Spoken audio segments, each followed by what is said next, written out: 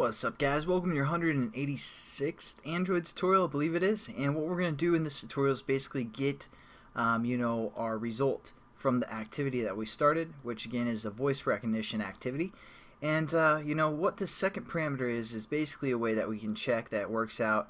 Again, we've worked with the request code, so we want to make sure that checks out as well. But what we're going to do is we're just going to set up a variable that's going to be static final, not going to change here. It's going to be an int. We're going to call this check, and we're just going to set this equal to like 111,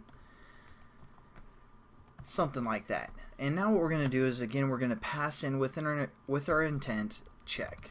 Alright, so again, all we're doing is we're just passing in the request code and all that good stuff. And so our request code we're passing in is 111, and then what we're going to do is we're going to go within this on activity result and give us some space to work here, and we're just going to create an if statement like we have previously. We're just going to say as long as request code is equal to basically our check. It has to be request code, sorry.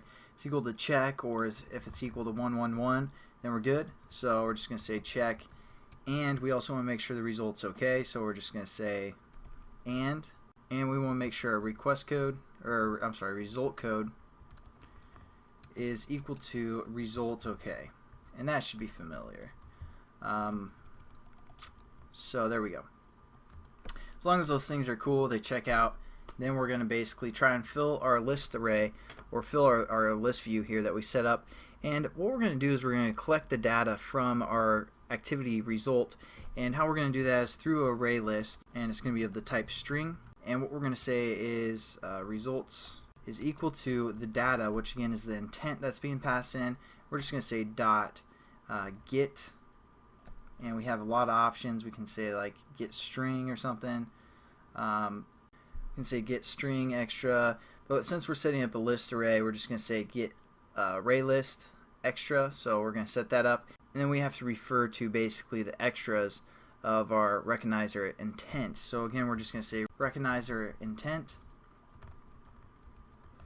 dot, and we're going to look for the extras. So we're going to say extras, or extra results basically, so it's just the results. And there we go, we basically have a array list set up. Going to add our imports, make it happy, and then all we're going to do is we're going to set up our list view to this array list.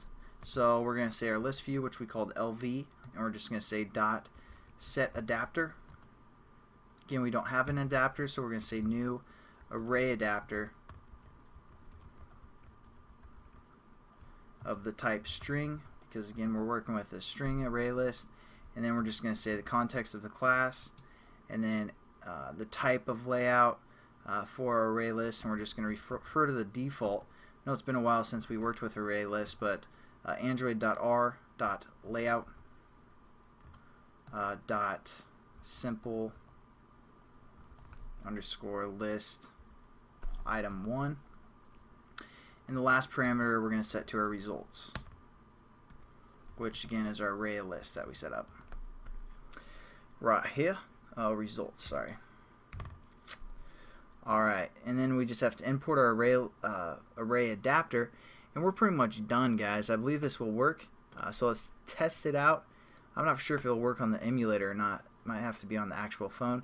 And again, just to note, this isn't actually checking if the device has voice recognition installed on it.